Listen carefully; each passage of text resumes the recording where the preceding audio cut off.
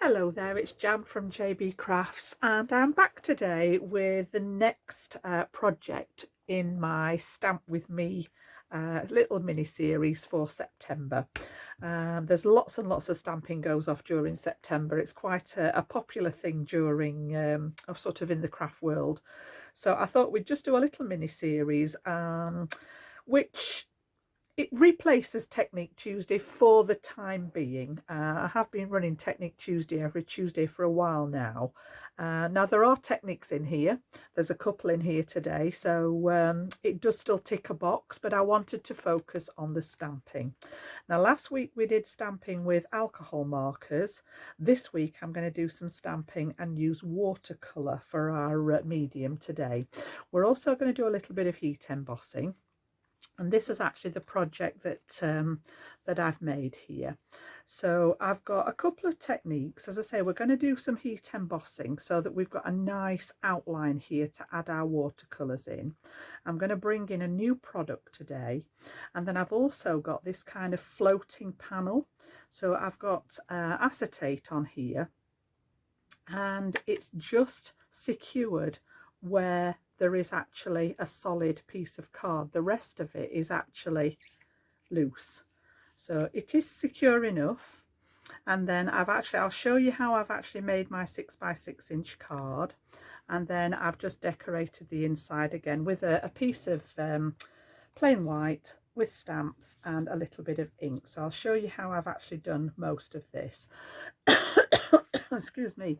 Now the new product was part of my gift. If you watched last week, you know that I introduced the Misty, and I said that it had been sent as a gift all the way from the United States, which I shall be eternally grateful for.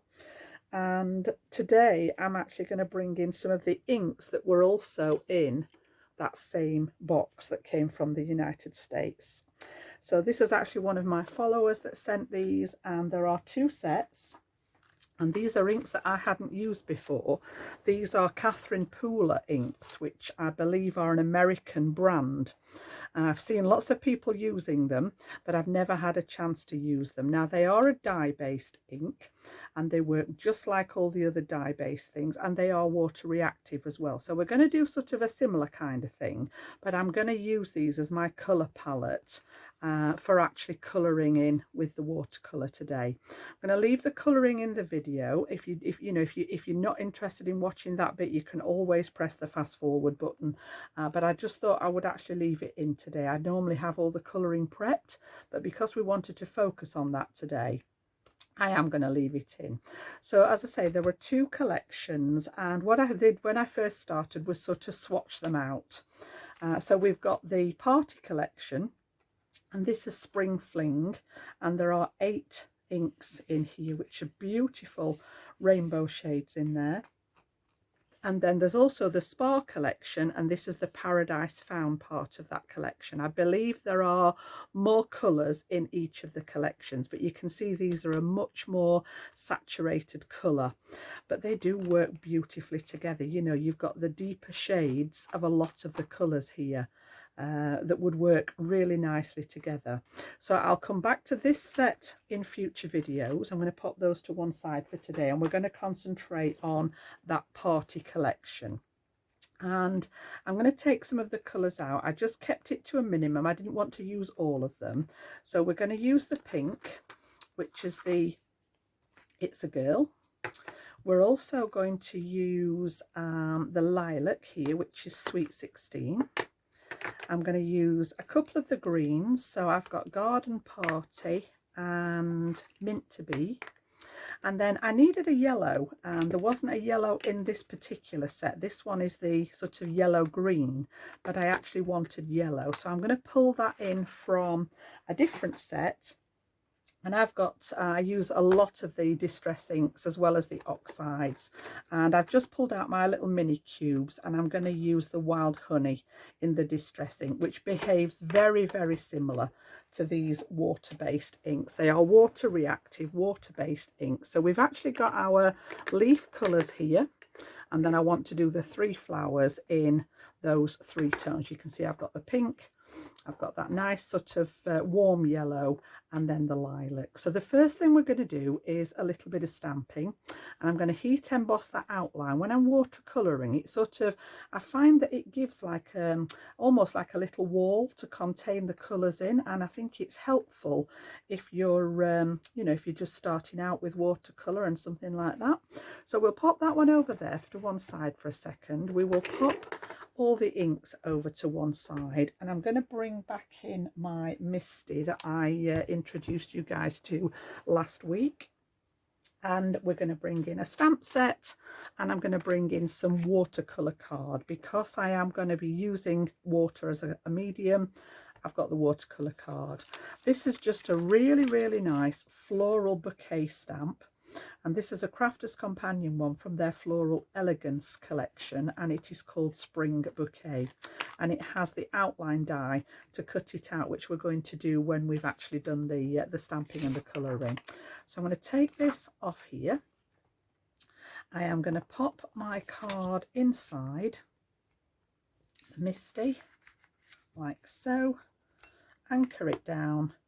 And the first thing I want to do is actually treat this with a little bit of anti-static powder. So I've just got my little pillow here, and I want to go over the surface of my cardstock just to remove any kind of residue that may be on the card. So it may be grease from the fingers, you know, anything like that, where you've touched it, and it just takes that away so that when we emboss, it's not going to stick to places that I don't want it to. So I'm actually going to stamp in black. I want to make sure that that is exactly in the corner there. So I'm trying not to touch it too much. Anchor that at the top, and then I'm going to pop my stamp in the middle here because we're going to cut this out. And then pick that up with my door just there. Now I'm actually going to stamp in a black pigment ink. I always do this. I very rarely, in fact I'm not even sure I've got any black embossing powder. It's not something that I like using because you get such a lot of, even with the anti-static powder, you quite often get the little speckles and they're hard to get rid of. So I'm going to stamp in the black, and then I'm going to add a clear embossing powder. So if I just get that open ready, and somewhere in there there is actually a spoon, which I keep saying I'm going to replace with a plastic one, but this does the job. So I've got my clear powder at the ready. I'm just going to pop that up there out of the way for a second, and because this is a black pigment ink, it stays wet for just that little bit longer.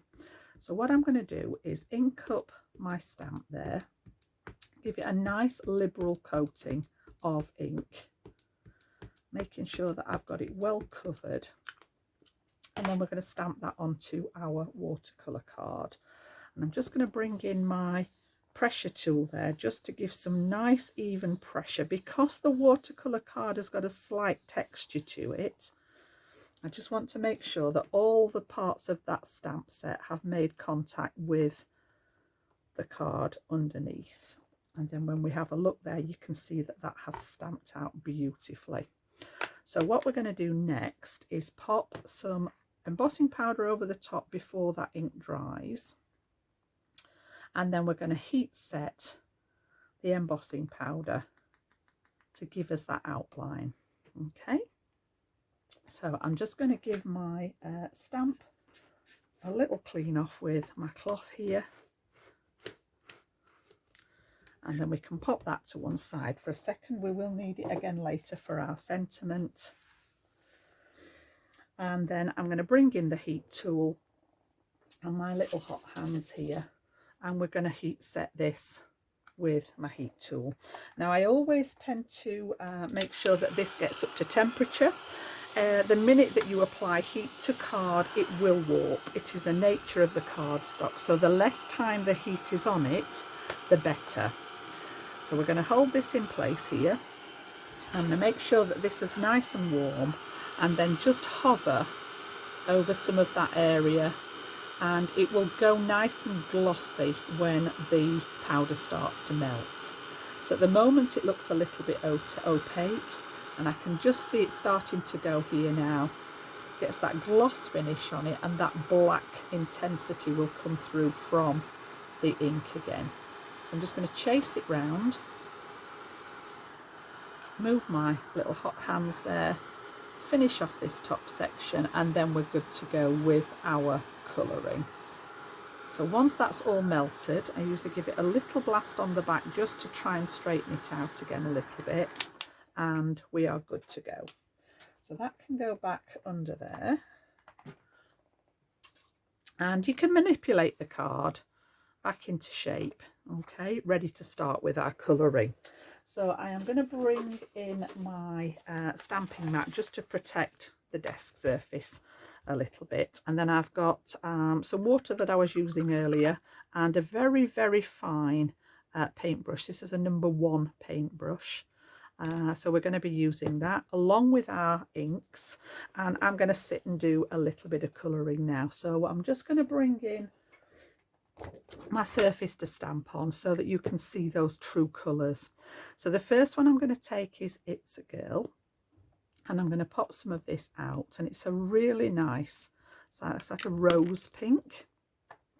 And all we're going to do is take my brush, and I'm going to go for this top flower, and I'm just going to add water into it first of all. So all over that particular flower I'm going to saturate with just water out of my jar there, and then we can start and pick up that ink and add this into the mix, and it will just sort of find its own way within that water. And again, the fact that you've got the embossed outline just provides like a resist for the ink, so it won't damage the embossing. But what it does is provide like a little tiny wall to stop that ink bleeding out.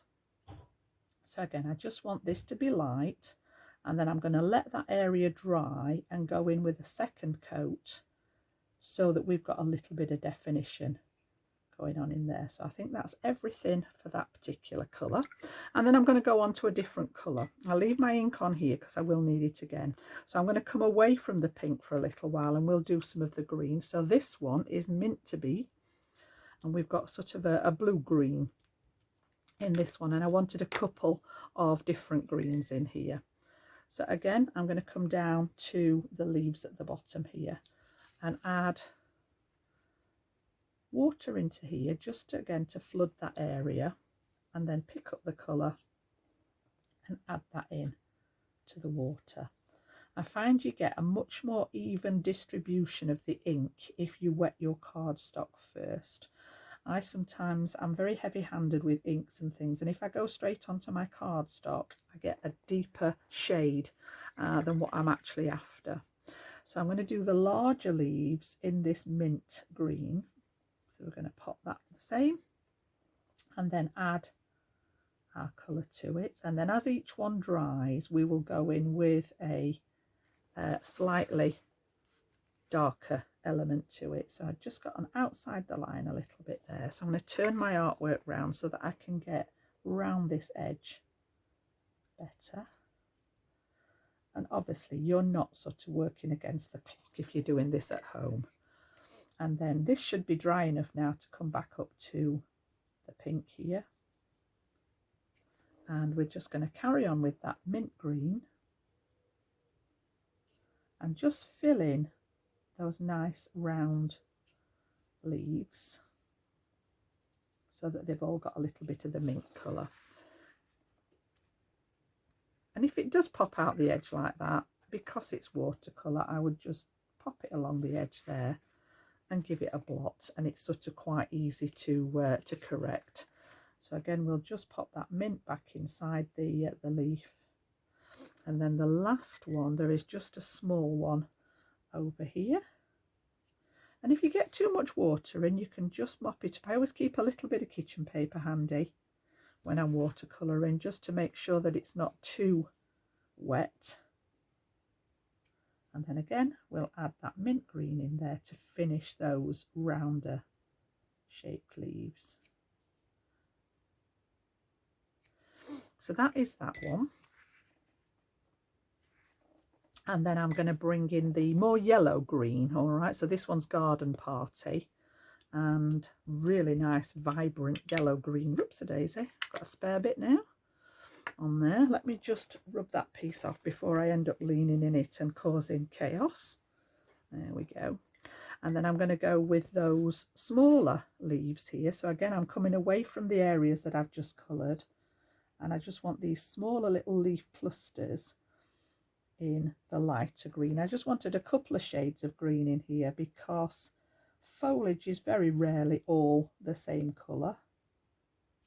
And again, just dropping a little bit of colour in there, and then we will come back to it and add some shadow as it dries. So it's a nice sort of proper leaf green, this one. And again, I'm going to bring the others up here where we've got those same leaves. And it's really quite therapeutic. I must admit, when I'm colouring, I nearly always reach for my alcohol markers. I do tend to favour the alcohol, but every time I do this, I'm sort of reminded as to how sort of mindful and relaxing it is. It really is a nice way to sort of add colour to your designs. So again, just dropping that into the water, and it will move around freely within that area. And then we just need that last little set there, which this other green should be dry enough to address that bit now. Okay. And you can see how we're going so far. So what I'm going to do is, while I've still got the pink ink down there, I'm going to come back to that pink now and just add some sort of definition in places. So where the shading is on the stamp, where the leaves overlap, you're going to get a little bit of shadow underneath, and those that are at the back. And again, there's no exact science with this, you know, it's just go with the flow. I tend to follow the detail on the stamp, so wherever we've got those little elements of lines in the stamp, I'm just adding some extra ink. And because we've let it dry, you're going to get that slightly darker tone to it. If you did this onto the wet ink, you're just going to saturate it and get the same tone. So by letting it dry, you can see now where we've just got that little bit of definition. And if you get any harsh lines, just use the water to blend it back in there. So I'm happy with that one. And then I think what we'll do is we will clean off the pink. I'm going to leave the green there because I'm going to need to come back to the green, but I'm going to add on now some of the lilac, the lavender one, which is Sweet 16. And we're going to do that larger flower down at the bottom there. So again, I'm going to go for this one down at the bottom, and again, exactly the same. Just saturate the whole thing with water. We know that we've got, you know, the safety that the ink that we stamped with is secure because we added the embossing powder over the top.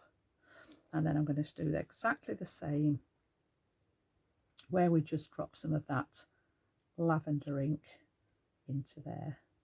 And again, you know, because it's embossed, you can literally just swipe it straight over the whole thing, knowing that those black lines are going to resist the colour there.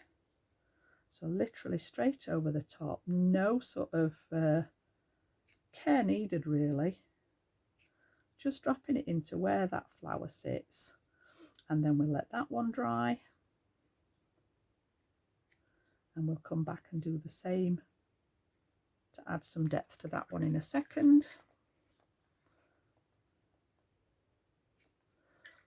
So while that one's drying, I will come back to the greens. So I'm just going to put a little bit more of that mint one on here, and I'm going to do the same now with the leaves. I'm just going to add another layer of colour just at the base of the leaves to give some depth and dimension.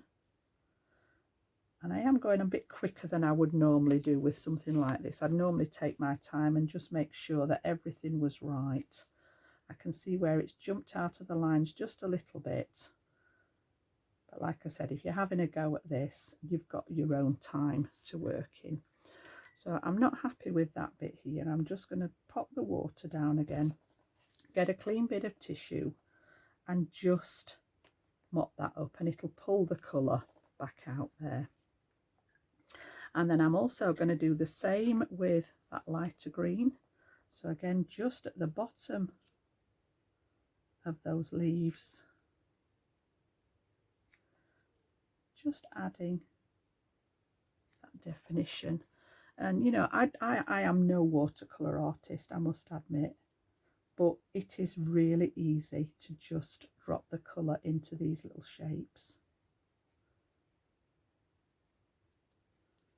And again, just adding that little tiny bit. So I'm okay with those now. So we can get rid of the greens.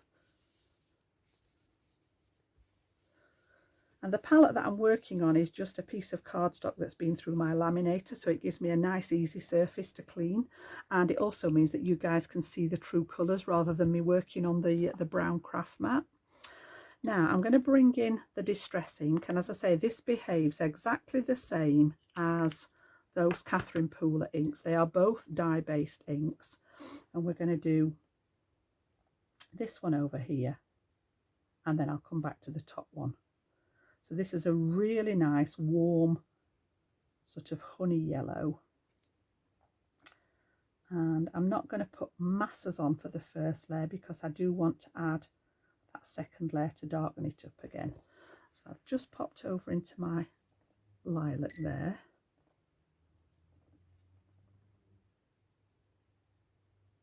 So again, just popping it in there, and we'll let that one dry. And then I will come back just to this little one at the top, and we'll bring that lilac back in just up at the top there. I'll let that one dry while I add some depth to this one down here. And again, I'm just going to go in where those centre bits are. Just pop a little bit more ink down there. You can see how it just adds that little bit of shading in. So the leaves that are underneath would have more depth of colour because of the shadow from the ones above here. So just at the base of the leaves, the petals rather, not the leaves, I'm literally just dotting in little bits of colour. So no right or wrong, you know, have a play.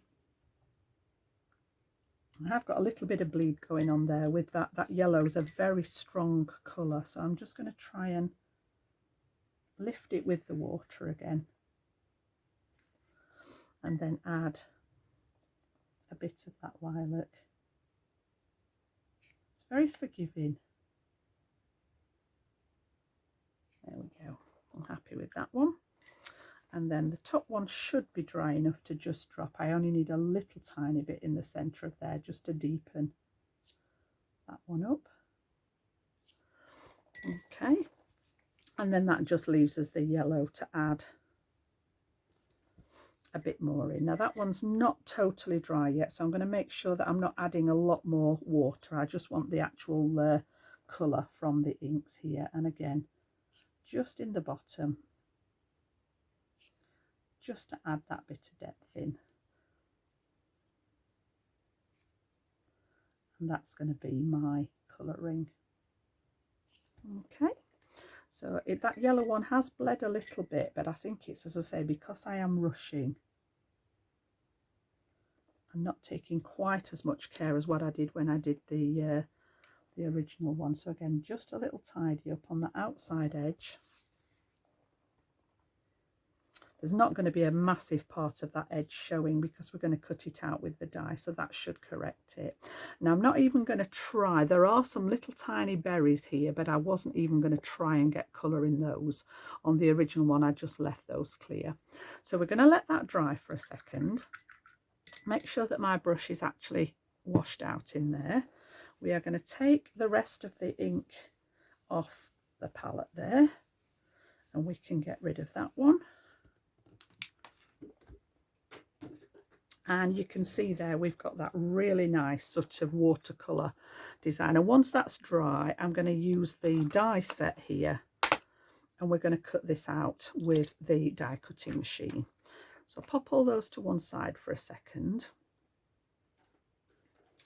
and we'll pop this to one side. I'm going to pop my inks away because I don't think I need the pink one, but I can put the rest of them away now. So we'll pop those back in the little container. I've yet to decide how I'm going to store these, which is why I've still got them in the boxes. I will need the pink one in a little while, and the yellow one is finished with as well. So we can pop all that to one side, and I will show you how I actually made the card just while this is drying. So I'm going to leave that one on there for a second. And what I wanted to do was actually make a 6-inch square card. And most of you will know, you know, if you're here in the UK, our cardstock's just not quite big enough to make the 6x6 inch design. So what I've done is sort of added a little bit of a flourish to the edge of my card to actually make it 6x6. So this is a piece of my Centura pearl, lovely pearlescent finish, and the back of the card is a 6x6 inch square. Now I've cut it off here at 5.5 inches because it's not quite 12 inches wide. It's 11 3/4 and kind of a fly's eyelash on the edge of there. It's the weirdest measurement ever. So what I've done is I've made a decorative edge. If you have a look at this one here, I've made my own sort of decorative edge just to finish it off. So what I've done is brought in my set of really old decorative edges. This is the edge set 2 that I use from Isaiah, and it's got lots and lots of different ones on. And I've used the scalloped one here to just create that scalloped edge on a piece of the scrap Centura pearl. So it's exactly the same cardstock as what we've got here. And what I'm going to do is I'm going to pop this underneath so that it comes to the edge of the card. Now I've put a line of red line tape on the inside of my card and a line on this edge. This is about 1 inch wide, and then I've just used the scrap and the length of the design. So what we're going to do is take the liner from the inside like so, and then this one I'm going to centre. Because the scallops weren't quite 6 inches, I'm just going to centre them here and here and make sure that the scallops are in line with the edge of my card, and then close this one onto it, and that's going to seal this outer edge of the card. And then I can pop back in here, oops, and just get inside it and take out the liner from that other piece here, and just make sure that that inside edge is secure as well. And then we're going to trim this in a second, but just as an added feature down here, I've just cut a very thin strip, and this is actually a black gloss card out of my stash, and I've just cut a very thin, it's about 1/8 of an inch, that I'm just going to put up on the edge here as a feature. And I thought that tied in all the black. So we've got black for the heat embossing that we've just done, and we're also going to add some black ink for our sentiment, so it just ties it in. I'm just adding a little ribbon of my acrylic glue there, and then we'll pop this one, and I'm going to close it up to the edge of the card there. I'm going to use that as a guideline and just push it right into the edge, and we've just got that little tiny feature there. And then if I take my longer scissors, and I normally work from the back, but I'm going to do it this way because you guys can see what I'm doing. I'm going to use the bottom of the card just as a guideline here to trim those edges so that everything is nice and flush. And it's just a really neat way of getting your 6x6 design out of our A4 here in the UK. Okay, so that's my card blank. And we're going to work on top of this now with some mats and layers. So I've got several layers. I'm going to create a matte layer, and instead of using coloured card, I'm going to use the ink so that I know I've got a direct match to what I did in my colouring here, which is why I kept the pink out. This one measures 5 5/8 by 5 1/8. So that one's going to go on first when we've inked it up. Then I've taken a little bit of off-white at 5 3/8 by 4 7/8, and I've just passed that through one of my embossing folders, which has got like a basket weave design on. So we've got that lovely texture going on. That's going to go on the top of here like so when we've done the inking. And then we're going to work on top of here with the rest of our design. So let's pop some layers together. First of all, we need to add some ink round the edge of this particular piece here. So if I bring my mat back in, and I'm going to use the pink again. So I'm just going to put it directly onto my craft mat this time. And then I'm going to bring in my sponge applicator this time. So all I'm going to do is scoop up the ink into the sponge there, and then I'm just going to come round the edges. So this is actually going to be a matte layer, so I don't need to cover the whole thing. I am literally just going to deepen that edge so that it gives us the effect of a faux matte layer. So again, just add the ink when you need it, take it onto the applicator, and you can see there where it's bringing that lovely pink tone in. And I know now that this is a really good match. Well, it's an exact match to what I did on my watercolouring at the beginning. So you could have used any of the colours for this one. I just chose the pink out of it. And again, I'm not too worried about the inside. I just want this to create a border around the outside edge there. So just make sure those corners are nice and saturated, and I'm pretty much good to go there. So you can see now we've got that nice pink, and when we put this one over the top, it looks as if we've got a really pale pink matte layer going on. So we'll stick those two together. And I'm going to keep this part flat because I'm going to bring in my foam pads when we get to the embellishment layer at the top. I'm just using the all-purpose glue there, so we've got that ability to stick without the card sort of warping and wrinkling. And just line that one up on the mat so that we've got a nice even border. There's about 1/8 of an inch all the way around there, like so. And then we can actually put this one onto our card blank. Now I'm going to swap from the collal purely because I'm going onto that shiny surface. It's the one thing that it doesn't really like.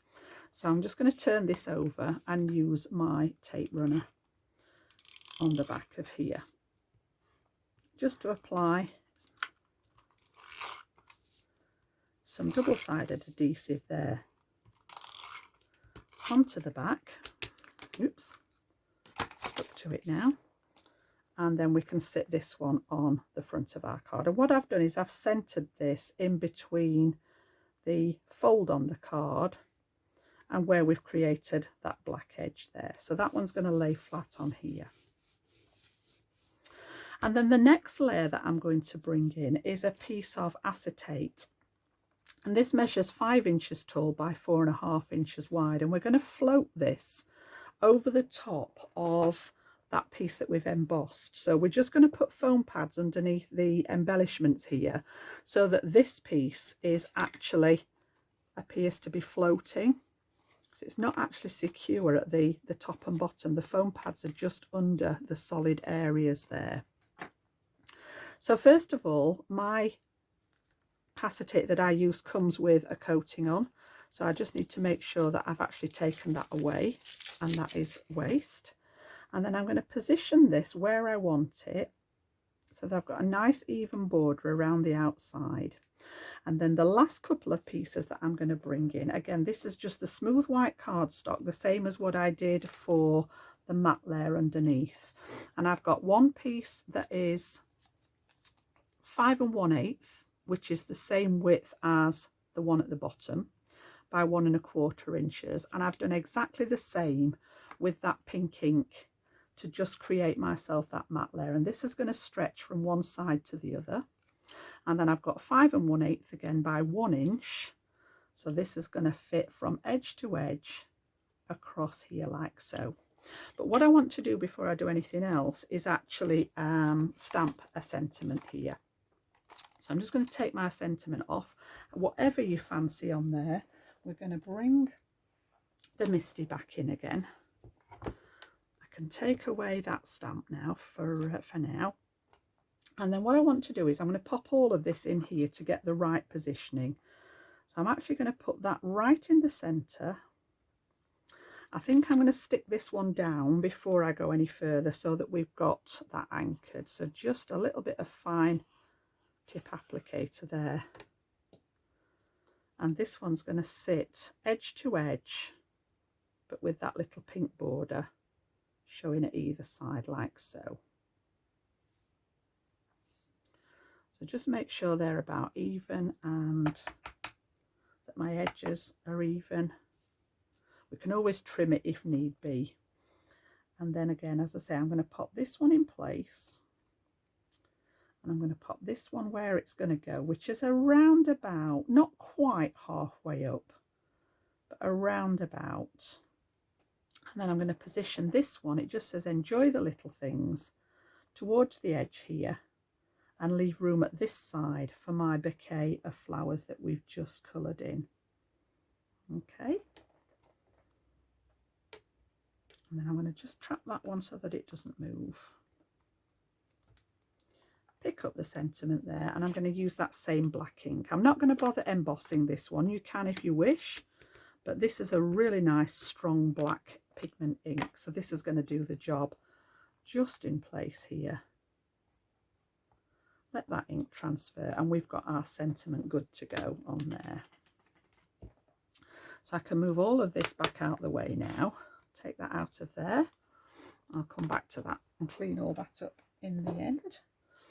And then I'm going to leave that to dry, and this one should be dry enough for us to die cut now.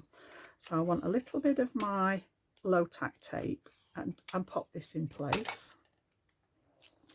And again, I just want to make sure that I can see all that stamped imagery through the die, and once I'm happy with it, I would always stick something like this down. I would never risk it, even with the magnetic mats and things inside the die cutting machines. I would always stamp it down. Now somebody actually popped a comment on my one of my videos the other day about my plates, and I will just talk to you about this. It's not something I've ever mentioned.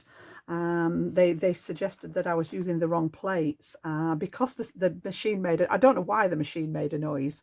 It did make a funny noise, and the lady that commented picked up that I'd actually got my green mat in here, and she thought that may be why it had made the funny noise.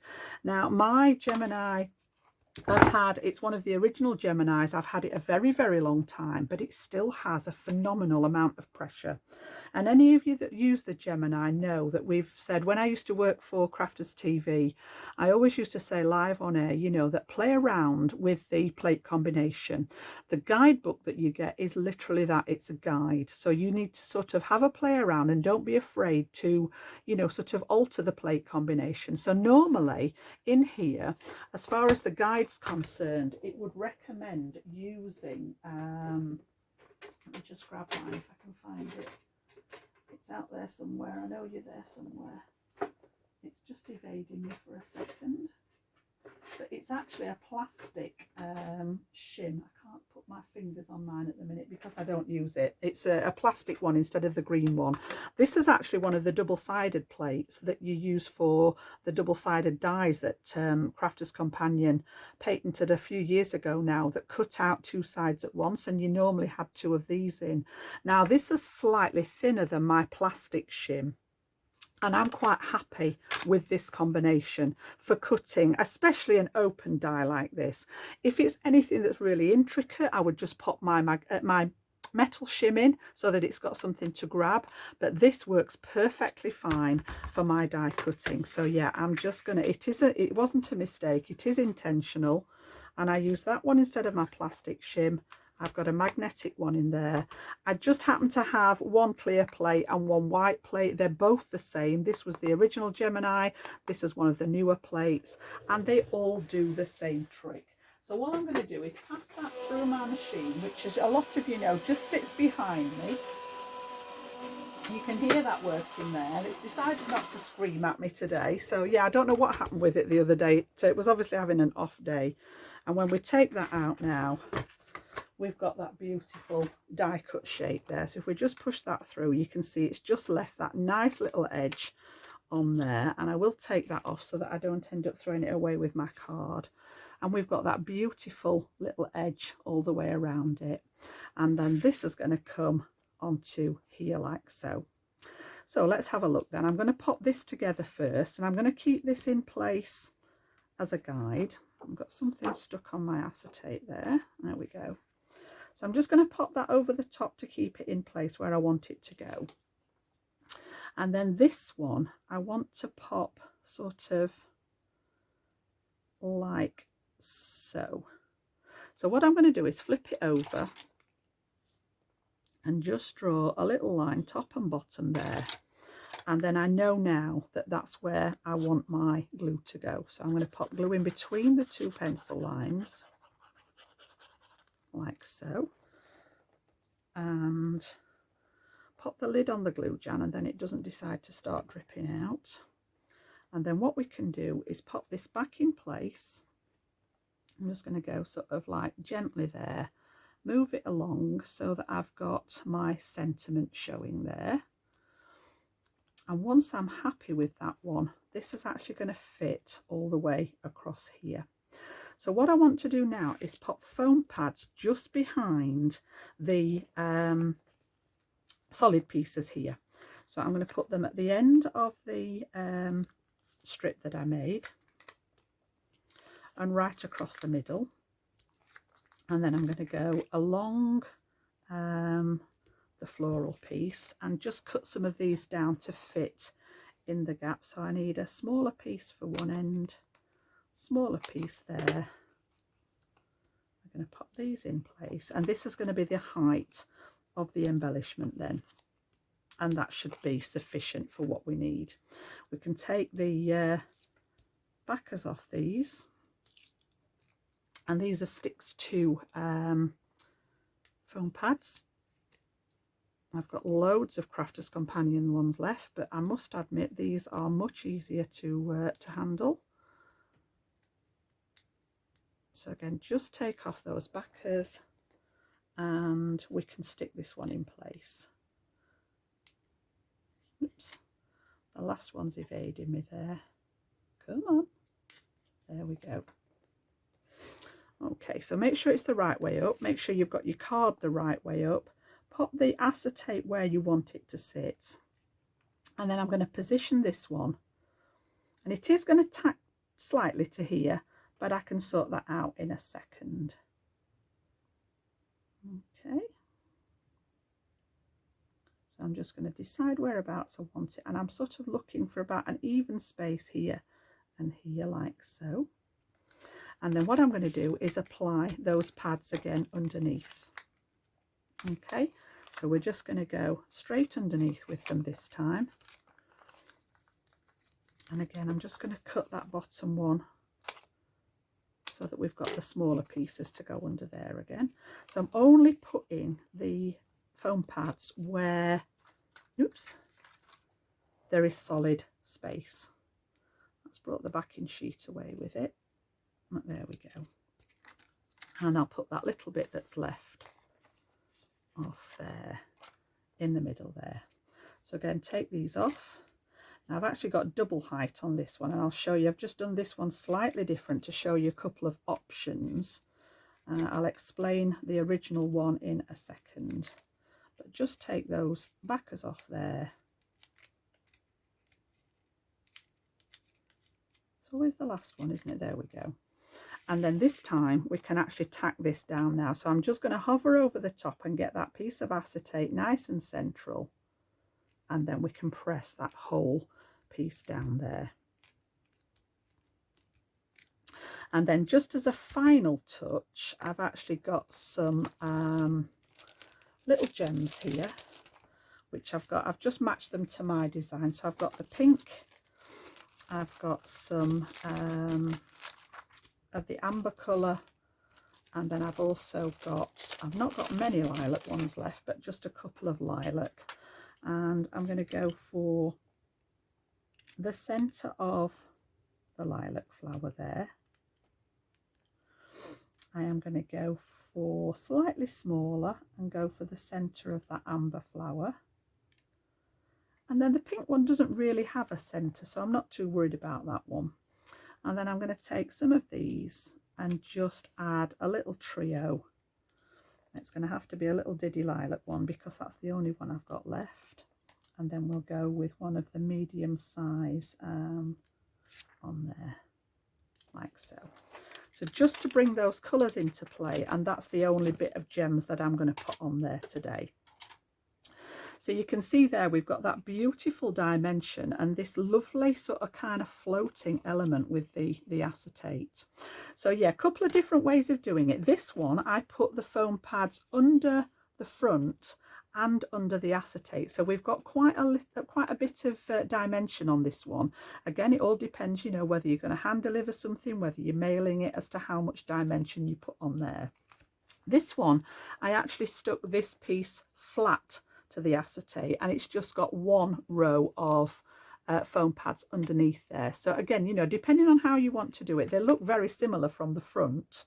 It's just that this one's got double the height on here. This one's just got single. So whichever way you want to go with it.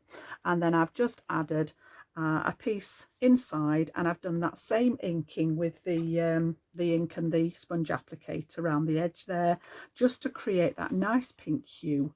Stamped my sentiment inside, and you can see there that lovely display.